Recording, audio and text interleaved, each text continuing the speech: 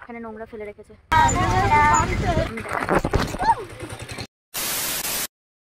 আমরা আসলাম এখন একটা জঙ্গলের মধ্যে। এখান থেকে দাঁড়াম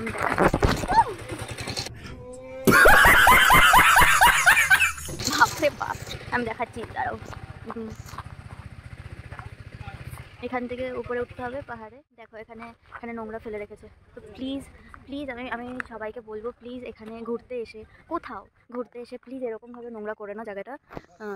কোনো একটা নির্দিষ্ট জায়গায় রাখবে, কোনো ডাস্টবিন বাগেরাতে দেখলে দেন তারপরে ফেলবে, না হলে এমনি এরকমভাবে ফেলবে না। দেখতে বহুত বাজে লাগছে এখানটায়। চলো উপরে। অর্ধেক চলে এসছি আর অর্ধেক বাকি।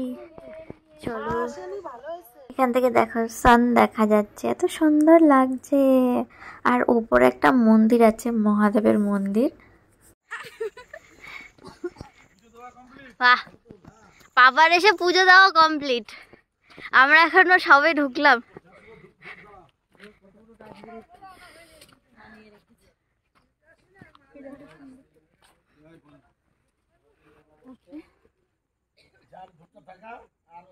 তো বাবার যেহেতু পুজো দেওয়া হয়ে গেছে, তো আমরাও ঢুকে এক এক করে পুজো দেওয়া শুরু করলাম। এই হচ্ছে ঠাকুর মশাই।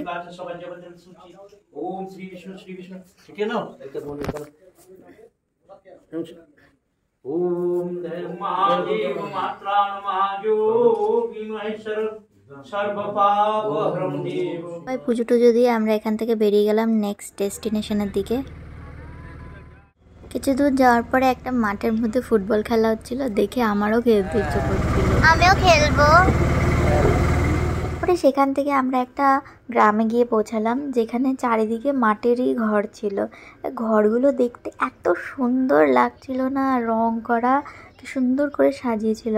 আমি অবশ্য এগুলো একমাত্র টিভিতেই দেখেছি আজ পর্যন্ত, সামনাসামনি প্রথমবার দেখলাম। আমার তো খুবই ভালো লেগেছে।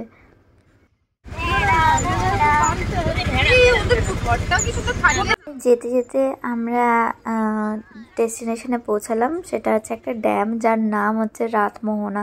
এত সুন্দর, চারিদিকে হাওয়া দিচ্ছিল। ও মাই গড, দেখো কত সুন্দর।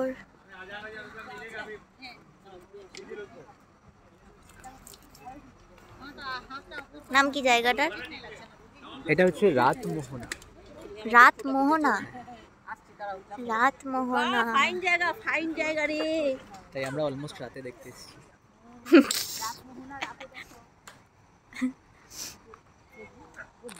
ড্যামের অপোজিট পাশেই ছিল একটা সুন্দর ঝর্ণা, যেখানে আমরা সব বাচ্চারা গিয়ে ফটো তুলছিলাম।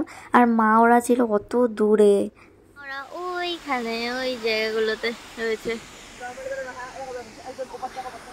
অন্ধকার হয়ে গেছে, এখন সব বাড়ি যাব আমরা।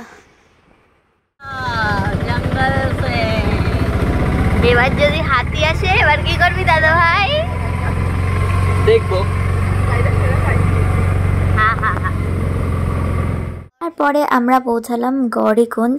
এটা হচ্ছে বিভূতিভূষণ বন্দ্যোপাধ্যায়ের বাড়ি, এখানেই তিনি থাকতেন মাঝে মাঝে। এখন বন্ধ হয়ে গেছে, আমরা অনেক লেট করে এসেছি, তাই ভেতরে আর যেতে পারলাম না।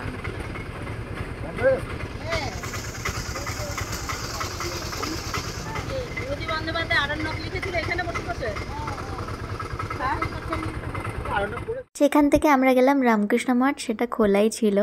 এটা খোলা আছে, তাই এখন আমরা যাচ্ছি ভেতরে, ঢুকবো।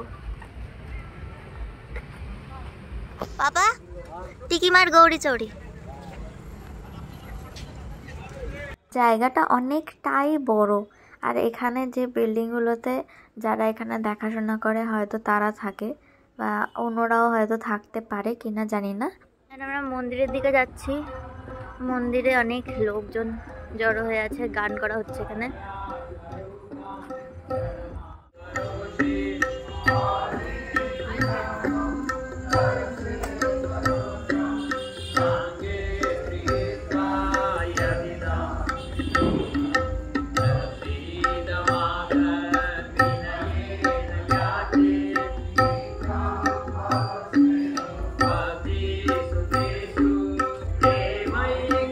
এখন বাজে 6:11 আর আমরা বাড়িতে পৌঁছে গেছি। এই যে আমাদের হোটেল, তো এখন আজকের ব্লগে পর্যন্তই, দেখা হচ্ছে পরের ভিডিওতে। টাটা।